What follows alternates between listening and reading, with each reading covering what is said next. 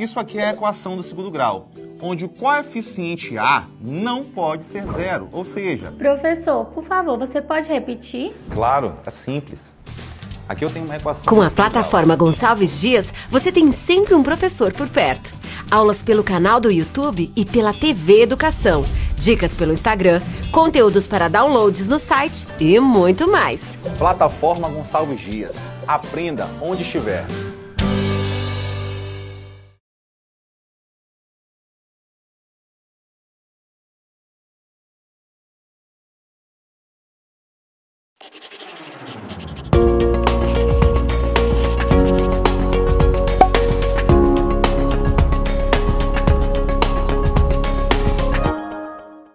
Olá, queridos! Aqui quem fala é a professora Daniele Borralho. Sejam bem-vindos à nossa aula de Direito do Consumidor. Nossa primeira aula sobre isso.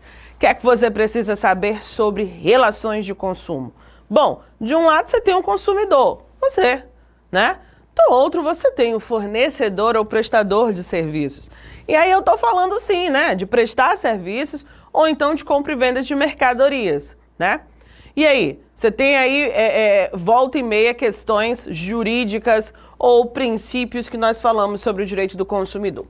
Quais são as características que nós vamos ter sobre o CDC? O CDC, gente, é o nosso Código de Defesa do Consumidor. Ele está previsto na Lei 8.078/90. Bom, você tem aí algumas características. A princípio, eu vou te falar que você tem 3 características do CDC, tá? Só que, de fato, existe uma a mais, tá? O que a gente vai ter?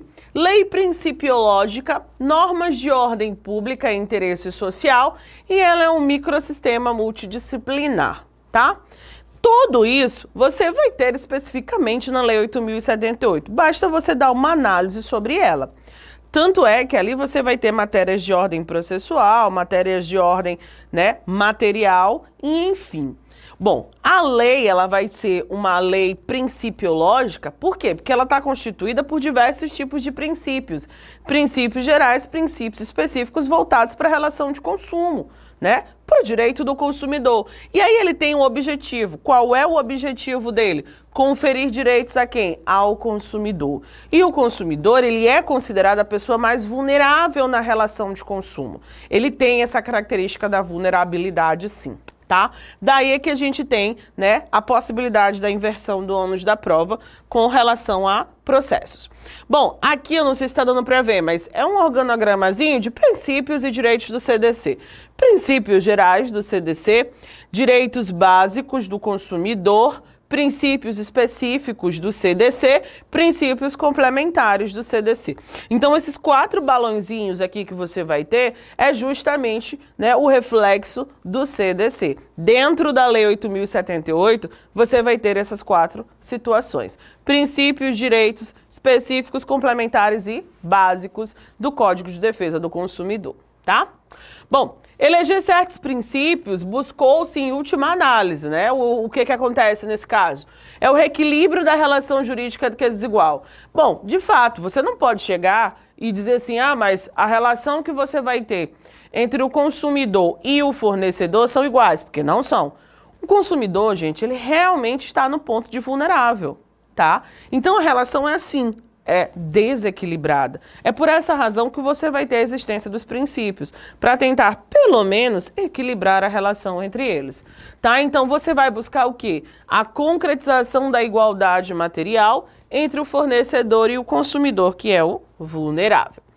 Inclusive, o próprio STJ, ele já pacificou o entendimento para que coibir práticas abusivas de fornecedores no mercado de consumo. Quando? Quando eles vão lá e violam os princípios do CDC. Isso aí é pacificado, você atribui responsabilidade civil, né, aos fornecedores, né, ou prestadores de serviços em caso de práticas abusivas, tá?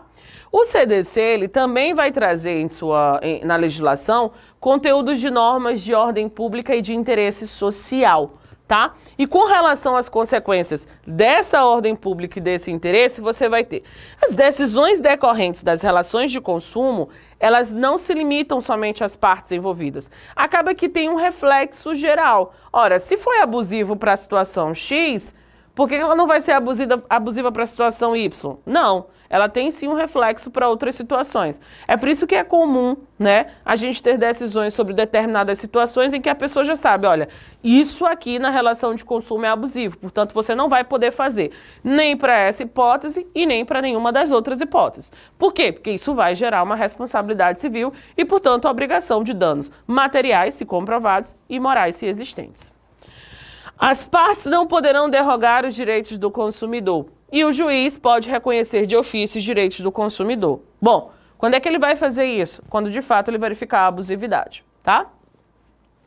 Sendo abusiva uma cláusula contratual, ela vai ser anulada. As pessoas costumam imaginar o seguinte, eu tenho um contrato de consumo, certo? Lá no meu contrato eu tenho uma cláusula que ela é abusiva, então eu vou anular o contrato por inteiro? Não. Você não vai mexer no contrato por inteiro. Uma cláusula, nesse caso, ela não vai danificar o contrato. O contrato continua sendo válido. O que você vai rever é esta cláusula. Então, se ela é abusiva e, portanto, ela é considerada abusiva, você anula aquela cláusula, tá? Então, não cabe a alegação, portanto, de que o consumidor estava consciente, tá? E de que ele gozava de plena capacidade quando ele foi lá e assinou o contrato. Isso, de fato, é um discurso reiterado, né? Das pessoas dizerem assim, mas a pessoa, quando ela assinou o contrato, ela sabia do que estava na cláusula, então ela não pode querer rediscutir. Claro que pode. Você precisa levar em consideração a situação em que ela é aplicada e a necessidade da pessoa, tá? Não é por essa questão da assinatura que você simplesmente vai passar por cima dos direitos ou de uma possível existência de abusividade. Você pode simplesmente rever um contrato, tá? Rediscutindo ele. Claro, existem situações legais para isso. E é importante lembrar, como eu falei antes, que o juiz, né, diante de uma situação dessa, ele pode reconhecer de ofício o direito do consumidor, tá bom? Inclusive, declarar a nulidade de cláusulas abusivas, justamente em razão, né, desse caráter que nós estamos estudando. Só que tem um detalhe. Por mais que o juiz ele possa, de fato, declarar nula algumas cláusulas abusivas, ele não vai poder fazer isso em todas delas. Por quê? Porque o STJ ele não admite o reconhecimento de ofício de nulidade de cláusula contratual prejuízo quando se trata de contratos bancários. Existem alguns doutrinadores que vão discutir esse entendimento do STJ, porque ele vai dizer assim, ora, se o contrato ele entra numa relação de consumo e ele tem uma cláusula abusiva, por que ele também não pode ser declarado de ofício pelo juiz? Tá? Então, se pode o mais, por que também não pode o menos? Tá certo? Então, não seria também tão justo você não poder fazer isso. É uma exceção, uma regra. Então, há doutrinadores que não concordam com esse entendimento, tá? O CDC, ele é considerado, gente, um microsistema multidisciplinar. Por que ele é isso? Porque ele vai trazer lá no conteúdo dele diversas disciplinas jurídicas. E o objetivo maior que você vai ter em relação ao CDC é proteger quem? O consumidor. E eu torno a falar, o consumidor é a parte mais vulnerável da relação, tá bom? Então, você vai encontrar no CDC matérias de direito constitucional. O que eu estou falando disso? Princípio da dignidade da pessoa humana. O princípio da dignidade da pessoa humana é um dos princípios mais importantes que você vai ter. Inclusive, no que diz respeito a essa relação de consumo, até a própria Declaração Universal dos Direitos Humanos dá essa proteção, tá? Direito civil. O direito civil ele tem uma correlação enorme no que diz respeito ao CDC. Responsabilidade civil de quem? Do fornecedor. Você vai averiguar se a responsabilidade civil foi objetiva, se ela foi subjetiva, né? E, obviamente, que quando a gente faz a análise da responsabilidade civil e você detecta a existência dele, você também vai ter a obrigação de ressarcir o mal ocorrido, tá? O outro, processo civil, ônus da prova, tá? O ônus da prova significa obrigação de comprovar o que se alega. Se é te dado o ônus da prova, quem tem a obrigação de comprovar aquilo é você. Ou quem tem a obrigação de comprovar que aquilo não aconteceu é você, tá? E processo civil coletivo, tutela coletiva do consumidor. Quando a gente fala sobre ônus da prova, existe a inversão do ônus da prova. E no direito do consumidor, isso é uma característica pela questão da vulnerabilidade. né, a inversão do ônus. O que você alega em tese, né, você acabou de comprovar. Quem tem que dizer que aquilo que você alegou não é verdade é, portanto, da outra parte. Daí a gente chama isso de inverter o ônus, inverter a obrigação de comprovar. É a parte que eu estou acusando que, nesse caso, precisa comprovar de que aquilo que eu estou dizendo não aconteceu, né, em tese, pela questão da vulnerabilidade. Eu estou falando de uma forma bem mais grosseira, obviamente. É necessário você analisar casos e casos. Processo civil, ônus da prova e a questão da tutela do direito coletivo. Relação jurídica. A relação jurídica de consumo é aquela firmada entre consumidor e fornecedor. Então, ele possui um objeto que é a aquisição de um produto, então a contratação de um serviço. Consumidor e fornecedor são conceitos relacionados, tá? Por que eu estou te falando isso? Porque só vai existir um consumidor se existir, portanto, um fornecedor, né? Bem como um produto ou um serviço, tá bom? Você só vai consumir se tiver alguém te ofertando. Os elementos da relação jurídica são dois. Você tem subjetivo e objetivo. Quando eu falo dos elementos subjetivos, eu falo de quem? Sujeito da relação. Consumidor, fornecedor. Quando eu falo dos elementos objetivos, são o quê? Os objetos. São aqueles que vão recair os interesses de quem? Dos fornecedores. Em que alienar ou consumir, adquirir ou então contratá-los. Daí a gente fala que quando a gente especifica a relação de consumo é produtos e serviços. Você pode consumir, né, ou adquirir, nesse caso, um serviço, na verdade. Você pode consumir um produto, tá? Bom, lembra que eu falei para vocês da quarta característica, né, do CDC? É exatamente isso. Nelson Nery Júnior, ele vai apresentar um outro elemento, que é um elemento que ele chama de elemento nuclear. E aí ele diz que é o elemento teleológico, tá? Mas o que seria esse elemento teleológico da relação? Nada mais é, gente, do que a finalidade que o consumidor adquire os seus produtos e serviços, né? Qual seja? O destinatário final. De fato, você vai escutar muitas pessoas falarem assim, não, mas ele não era o destinatário final, ou ele era o destinatário final do consumo, do serviço. É você receber, consumir e não fazer, né, a comercialização depois. Porque se você comprar para comercializar posteriormente, você não é o destinatário final, tá certo? Você acaba se tornando, na cadeia, mais um fornecedor, tá? Nelson Nery, ele ressalta que se a aquisição for apenas o meio para que o adquirente ele possa exercer outra atividade, tá? Ele não vai ter adquirido como destinatário final. Eu adquiri o produto para uma revenda, tá? E, consequentemente, não terá havido uma relação de consumo, porque eu não adquiri para que eu consumisse. Eu adquiri para que eu revendesse, tá bom? Ainda conforme ele te fala, a chave para que você possa identificar uma relação jurídica como sendo de consumo é justamente o elemento teleológico, ou seja, a destinação final. A quem? Ao consumidor do produto ou do serviço, tá? Então, consumidor é toda pessoa física ou jurídica que adquire, que utiliza produtos ou serviços como destinatário final. Então, esse elemento teleológico acaba sendo um elemento determinante, tá? Há quem discorde, certo? Mas ele acaba sendo um elemento determinante, beleza? Vamos analisar, então, o conceito. Você vai ter dentro do conceito que os consumidores podem ser pessoas naturais e pessoas jurídicas. Que o consumidor é aquele que adquire o produto ou então contrata serviço. Que o consumidor é também aquele que utiliza o produto ou serviço. Que o consumidor é o destinatário final do produto ou do serviço adquirido ou contratado no mercado de consumo. Agora, isso deve ser interpretado sobre que qualificação? Destinatário final. Mas veja bem. Mas como deve ser interpretada a qualificação do destinatário final atribuída ao consumidor na sua identificação prevista pelo artigo 2º do CDC?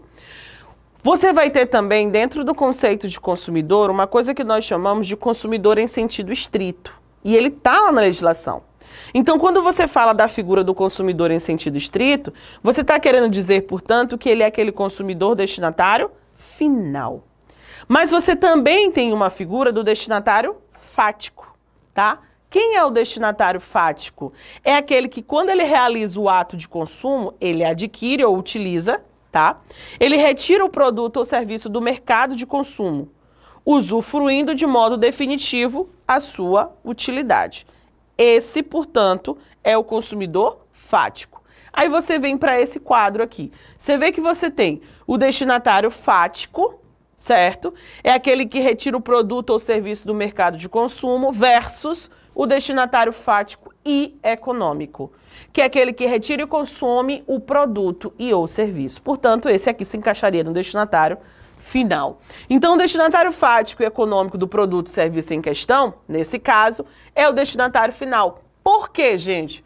Por justamente ele ter praticado o ato de consumo e não adquiriu insumos que posteriormente ele pode ser redirecionado para uma outra finalidade. Ou seja, ele vai reempregar numa outra atividade no mercado, transformando em outros produtos ou aproveitando e oferecendo algum outro serviço. Ele não utilizou, ele não adquiriu insumos para poder empregar aqueles insumos em uma outra comercialização.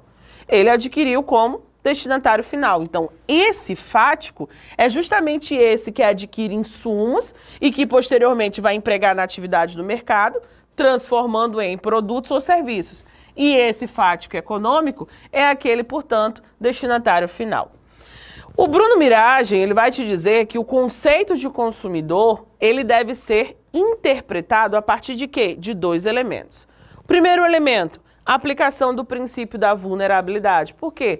Porque o consumidor, gente, ele tem essa característica de ser o lado da relação vulnerável. E o outro, destinação econômica não profissional do produto e serviço. Beleza? O princípio da vulnerabilidade, ele, portanto, vai figurar como uma característica extremamente importante no que diz respeito do conceito do consumidor no Código de Defesa do Consumidor e também a aplicação de suas incidências. Bom, pela vulnerabilidade, né, quer se considere a pessoa jurídica consumidora destinatário final nos termos do artigo 2º do CDC, quer se considere consumidora por equiparação de acordo com o que está no artigo 29 do CDC. E aí você precisa fazer o quê? Comprovação da vulnerabilidade. Tanto para um quanto para outro, você precisa comprovar essa questão da vulnerabilidade, tá? E a posição do STJ hoje, tá? Se admite também que a pessoa jurídica seja vista como uma consumidora, desde que fique comprovado, né, a vulnerabilidade dela, ou seja, a hipossuficiência dela. No caso concreto, e outra, desde que não se utilize o bem como insumo intermediário. Então, assim, é por essa razão que lá no conceito que você vai ter de consumidor, você vai ter ele sendo pessoa física e pessoa jurídica. Inclusive, o próprio STJ já, né, reconheceu esse caráter consumerista, né, da pessoa jurídica. E é necessário, portanto, que você encontre esse elemento da vulnerabilidade. Claro, você precisa fazer análises em cada situação. Cada caso é um caso. Eu não vou chegar para vocês e dizer que isso aqui sempre se aplica. Por quê? Porque quando a gente fala da vulnerabilidade, você precisa encontrar a hipossuficiência. E hipossuficiência, nesse caso, é a questão da fragilidade. Então, é necessário você encontrar isso, esse elemento, tá? Então, deem uma lida lá no CDC, deem uma lida também na Constituição, tá? Não é algo tão complicado, não. O direito do consumidor é uma relação de consumo, você tem as duas partes, o consumidor e o fornecedor, você tem realmente algumas características importantes voltadas para o consumidor, que é justamente a questão da vulnerabilidade, tá certo? E a coibição de práticas abusivas por parte do fornecedor, tá certo? Então, espero que tenham aprendido. Fique em casa aprendendo direito consumidor, tá? Até a próxima!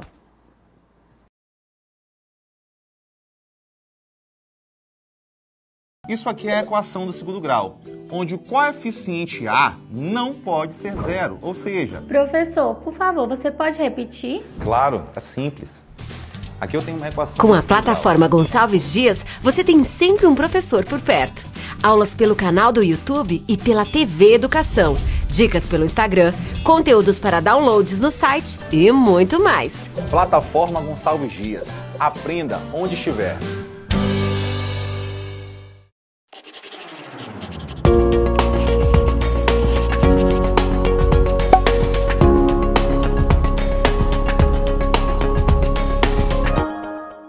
Olá, queridos. Aqui quem fala é a professora Daniele Borralho. Sejam bem-vindos à nossa aula de Direito do Consumidor. Lembrando que essa é a nossa segunda aula de Direito do Consumidor. Nós vamos dar continuidade a algumas características relacionadas à pessoa do consumidor, quem ele é, tá? O que o CDC determina sobre ele e também sobre algumas características do fornecedor na relação de consumo, tá? Bom, aqui a figura que nós vamos analisar de início é o consumidor por equiparação. Veja bem, outras pessoas ou grupos de pessoas, eles poderão, equiparar-se a essa figura do consumidor na possibilidade do perfil de vulnerabilidade. Mas por que eles vão poder fazer isso? Justamente porque eles possuem essa proteção presente no CDC, como consumidor por equiparação. Então, mesmo não se encaixando no conceito de consumidor estrito sensu. Então, a título de equiparação, o CDC, ele concedeu para algumas pessoas ou grupos de pessoas essa proteção justamente por possuírem o perfil, da vulnerabilidade, certo? Então, de acordo com Cláudia Lima Marques, ela vai dizer, olha, essas pessoas aqui, ou grupo de pessoas, e mesmo os profissionais, eles têm essa possibilidade de intervir nas relações de consumo de outra forma. E nesse caso, eles acabam estando numa posição de vulnerabilidade, mesmo que eles não preencham as características de um consumidor estrito sensu. Então, a posição preponderante do fornecedor e a posição de vulnerabilidade dessas pessoas sensibilizarem o legislador e agora aplicadores da lei. Então, por essa razão, essas pessoas, elas acabam se beneficiando, tá, dessa proteção que é dada pelo CDC, tá?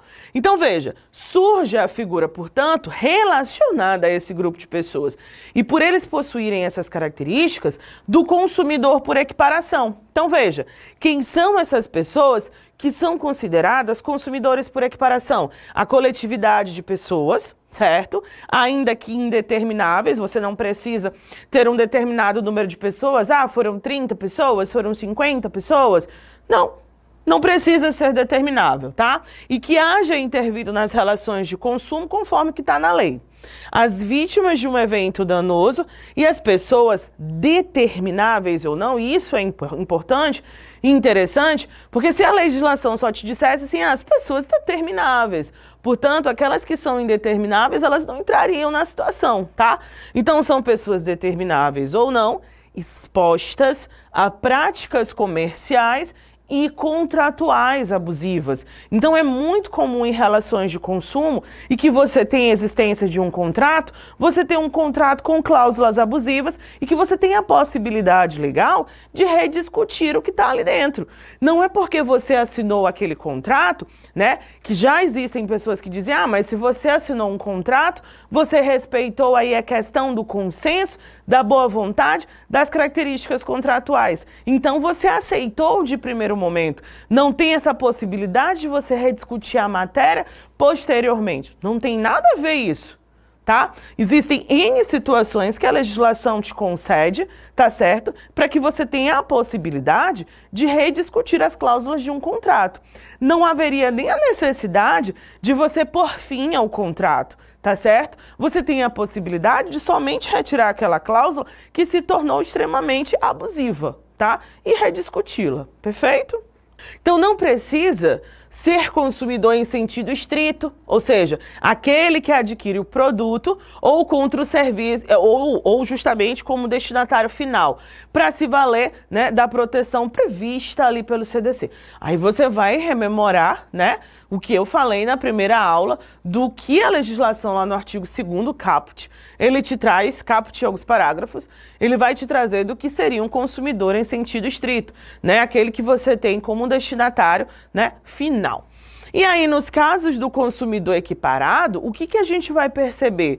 Que não há necessidade da existência de um ato de consumo, ou seja, aquisição ou utilização direta. O que há necessidade aqui é o seguinte, olha, basta que haja a incidência da norma, tá certo? E que esteja, portanto, o sujeito exposto a essas condições que estão previstas no CDC para que você seja considerado um consumidor por equiparação. Ou seja, para que você esteja na condição integrante de quê? Da coletividade de pessoas como vítima de um acidente de um acidente de consumo ou como destinatário de práticas comerciais que são consideradas abusivas. E aí, assim, eu não estou trazendo o que está lá previsto no parágrafo 2º, nem no artigo 17 e muito menos no artigo 19 da lei. Mas é interessante que, paralelo ao que eu esteja falando, vocês estejam acompanhando junto comigo lá na legislação, tá? Então, deem uma lida nos artigos que eu estou citando, porque aí fica muito mais fácil para que vocês consigam entender o que são consumidores por equiparação na qualidade de coletividade de pessoas, né, que participam da relação, as vítimas de um acidente de consumo e as pessoas que são expostas às práticas comerciais e contratuais abusivas. Então, cada um desses artigos vai te explicar o que são cada uma dessas pessoas, beleza?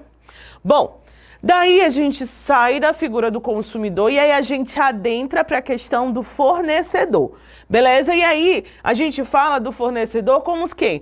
Como sujeito da relação de consumo. Bom, lá no artigo 3º do CDC, você vai ter o conceito do que é fornecedor. E aí é um conceito geral, tá bom? Então é toda pessoa física ou jurídica, pública ou privada, nacional ou estrangeira, e além delas, você também tem os entes que são despersonalizados, tá? E que vão desenvolver, gente, uma atividade de produção, de montagem, criação, construção, transformação, importação, exportação, distribuição ou comercialização de produtos ou prestações de serviços. A figura do fornecedor, ele não é somente aquele que produz, tá? É aquele que também presta serviços. Na verdade, quando você aprofunda o conteúdo, você vai ver que nós temos uma cadeia aí considerada como consumidores e como fornecedores. Tá? Então, além desse conceito, você também tem um outro tipo de conceito, que é todo aquele que coloca produto ou prestação de serviços no mercado de consumo. E aí a gente tem isso aqui sendo um conceito mais amplo, tá bom? Com relação às atividades envolvidas. Tá certo? Então, o primeiro sujeito considerado como fornecedor e que, de fato, vai necessitar a nossa atenção e que tá lá no conceito é a pessoa física, tá? E isso, quem vai te dizer é José Geraldo Brito Filomeno. O que ele te diz? Fornecedor é qualquer pessoa física. Ou seja, qualquer um que a título singular, mediante desempenho de uma atividade mercantil, comercial, tá certo? Ou civil e de forma habitual ofereça no mercado produtos ou serviços. Quando ele te fala mercantil aqui, né, você vai referir às atividades comerciais, às atividades empresariais e veja bem, aí nesse contexto nós estamos nos referindo ao direito empresarial e precisa se obedecer o que ele entende ser por empresário, tá bom? Há aqui também um outro requisito importante que você consegue identificar o fornecedor, que é o que nós chamamos de habitualidade. Fornecedor não é aquela pessoa que está fornecendo algo, está prestando um serviço hoje e esporadicamente vai vir fazer um daqui a um mês. A habitualidade é aquela situação, aquela atividade que você vai desenvolver de forma reiterada.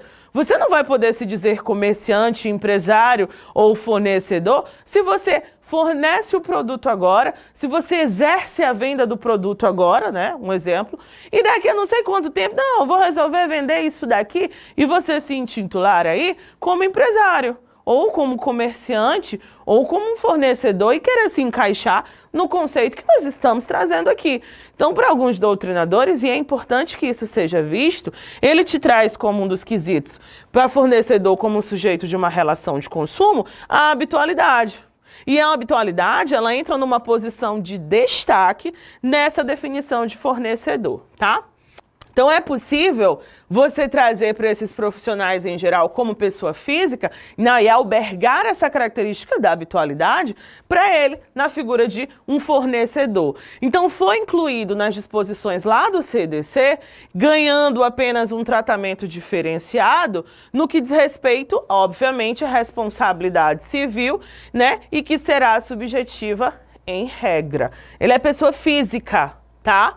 Então, ele responde pelos atos que ele comete.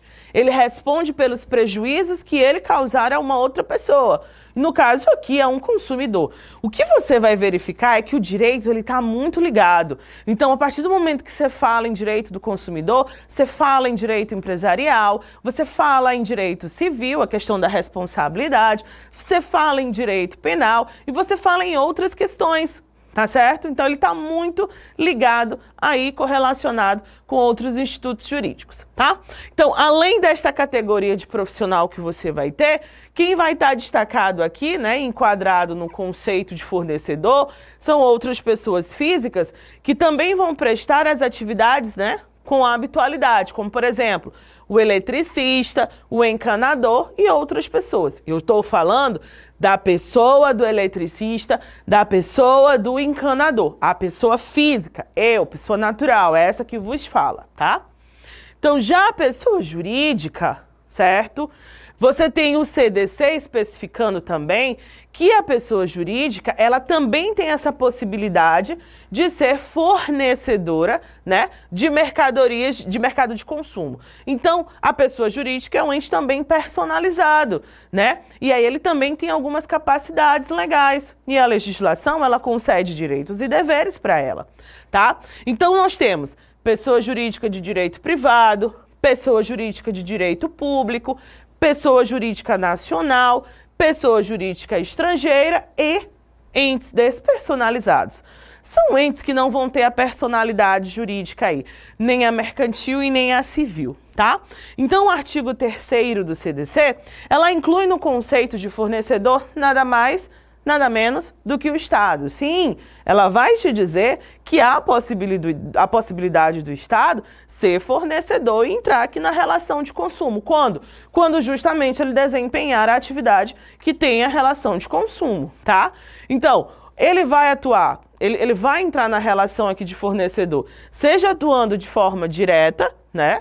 Nesse caso, de forma centralizada através dos seus órgãos, agentes administrativos, ou atuando indiretamente, descentralizadamente, por intermédio das autarquias, das fundações, das empresas públicas, das sociedades de economia mista, ou por meio também dos seus agentes delegados, como concessionários, permissionários de serviços públicos, tá certo? Bom, aí o que acontece? Nem sempre o Estado se encontra nessa posição de fornecedor, tá? Nem sempre, certo? De um fornecedor de um serviço objeto da relação jurídica.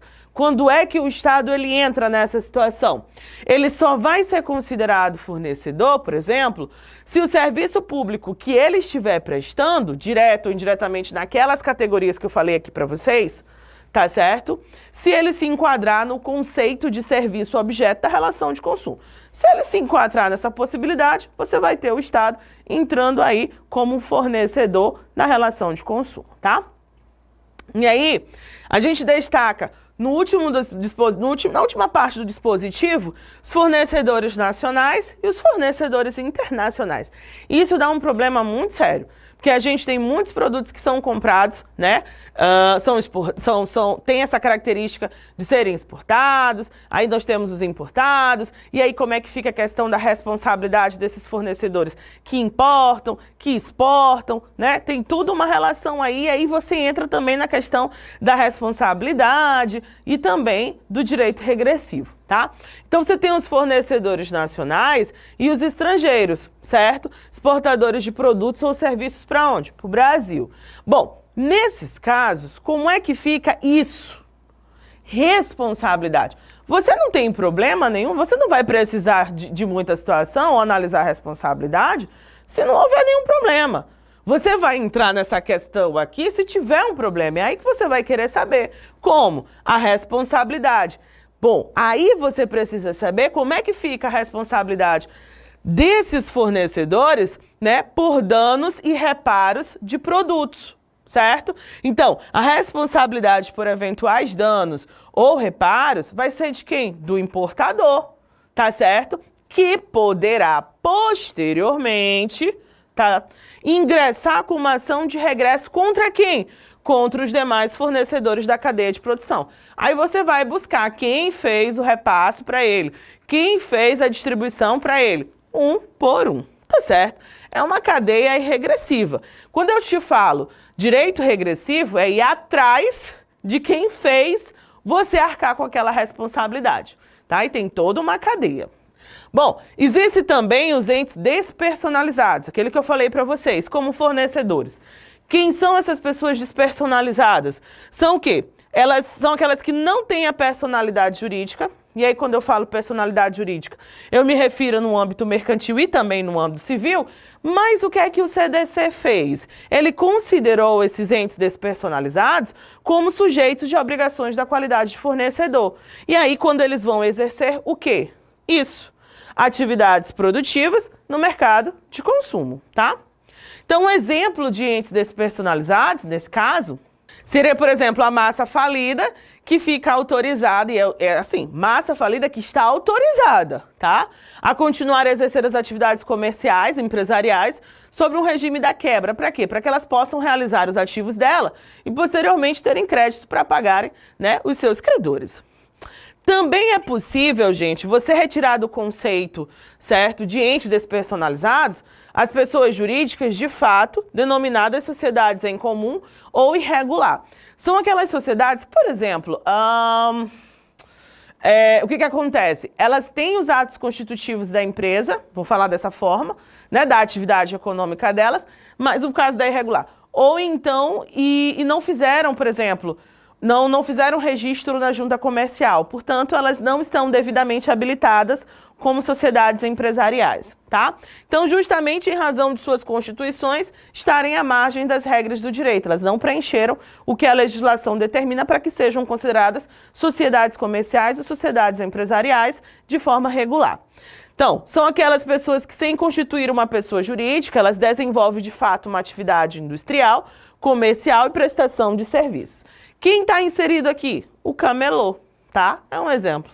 Então, o CDC, ele não pode deixar de inserir essas pessoas somente pelo fato de formarem um bom número de fornecedores e que suprem, né, de maneira relevante aí o mercado de consumo, tá? Princípios gerais do direito do consumidor. Dentro dos princípios gerais do direito de consumidor, eu vou trazer um importante. Princípio da vulnerabilidade. Bom, o artigo 4º do CDC, ele vai trazer a política nacional das relações de consumo e o que é que essa política ela prevê no que diz respeito a essa questão da vulnerabilidade, tá? Então, ela te fala, e alguns princípios. Ela te fala, a política nacional das relações de consumo tem por objetivo o atendimento das necessidades dos consumidores, o respeito à dignidade, à saúde e à segurança, a proteção de seus interesses econômicos, a melhoria de sua qualidade de vida, né, bem como a transferência e a harmonia das relações de consumo, atendido aos seguintes princípios. Aí ele vai te trazer todos os princípios relacionados ao direito do consumidor. Mas é possível você visualizar as seguintes características. Objetivos da política nacional: atender à necessidade dos consumidores. Beleza. Respeito à dignidade, à saúde e à segurança. Sim. Proteção de interesses econômicos. melhoria da qualidade de vida, transparência e harmonia nas relações de consumo. Eu só coloquei nesses balõezinhos o que exatamente ele te traz aqui no conceito, tá? Então, o fornecedor, ele é detentor do monopólio dos meios de produção. E aí, o que acontece? Quem vai ditar as regras do mercado de consumo? Quem é que define aquilo que o consumidor irá comprar ou contratar? A forma pelo qual se dará a relação, por exemplo, é o fornecedor. Então, se você colocar ali, ó, na balança, está bem desequilibrado. O fornecedor, ele está numa posição melhor em relação ao consumidor, que a gente pode considerar aí, nesse caso, vulnerável, tá? E aí, merece o vulnerável a proteção específica voltada para ele, que é quem? O consumidor, tá? Então, como é que ele vai fazer isso? Através de uma legislação que vai tutelar o conteúdo repleto de princípios e direitos básicos, tanto para um quanto para outro, tá certo? Por meio de instrumentos capazes de implementar uma proteção, quer como auxílio do Estado, de forma direta, por exemplo, o PROCON, ou indiretamente, incentivando o quê? Criação de associações de defesa do consumidor, ou então pela própria iniciativa do consumidor que foi lesado, de forma individual ou então coletiva, tá? Esse artigo 4º, inciso 1º do CDC, ele te traz como primeiro princípio dessa política, né, a vulnerabilidade. Então, quando ele te reconhece isso, ele faz o quê? Ele reconhece também a vulnerabilidade do consumidor no mercado de consumo. E aí ele vai te trazer quais são as características principais e os tipos de proteção que são dados a esse consumidor. Então, o consumidor, ele é considerado o quê? Nessa relação de consumo, a parte mais frágil, né, da relação. E, portanto, como tal, merece a devida proteção. Só relembrando, lembrem que eu estou citando todos os artigos. Deem uma lida nesses primeiros artigos que você vai ter do CDC, que dá para você entender exatamente o que o legislador pretendeu com relação a isso. Assim, fique em casa aprendendo direito do consumidor. E até a próxima!